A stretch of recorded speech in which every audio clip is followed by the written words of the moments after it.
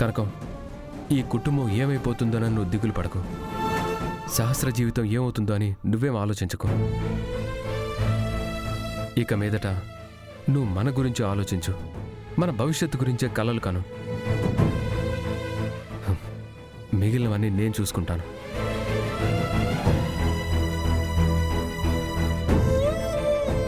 కనకం, ఏంటి ఇంకా నువ్వు అలాగే ఉంటావు?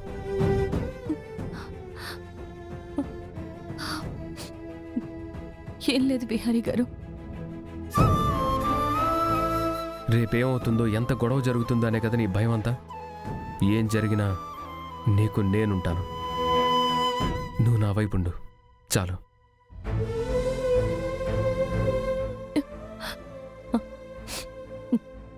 బిహారీ గారు, బాగా పొద్దుపోయింది, మీరు వెళ్ళి పడుకోండి.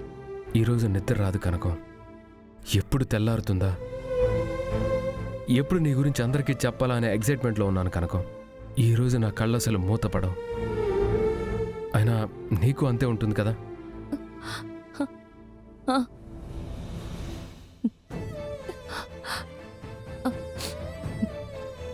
బిహారీ గారు, ఎవరైనా చూస్తే బాగోదు. ఏం కాదు, ఎవరైనా చూస్తే రేపు చెప్పే నిజం ఇప్పుడే చెప్పాల్సి వస్తుంది.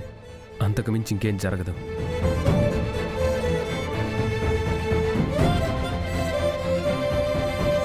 నేను అసలు రేపటి రోజు ఎప్పుడు వస్తుందని ఎదురు చూస్తున్నాను కనకం. నీ గురించి నిజం ఎప్పుడు చెప్తానా అని ఇన్ని రోజులు నేను చాలాసార్లు తలుచుకున్నాను. ఇంకెవరు అడ్డొచ్చినా ఆగను, ఎవరు బెదిరించినా వినను.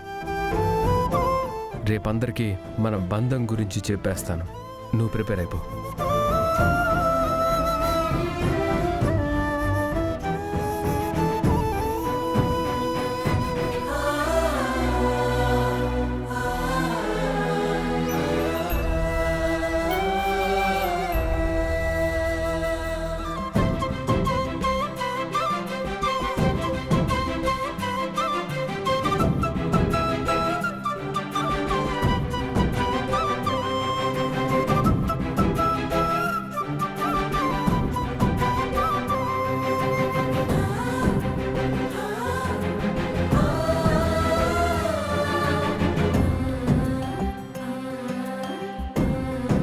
కనకం, ఇన్ని రోజుల మన రహస్య బంధానికి ఈ ముద్దుతో వీడ్కోలు పలుకుతున్నాను. బాయ్ కనకం, గుడ్ నైట్. బాయ్ బిహారీ గారు. సారీ. సారీనా? ఎందుకు? ఈ ఆనంద సమయంలో నా కన్నీళ్ళని ఆపుకోలేకపోతున్నాను.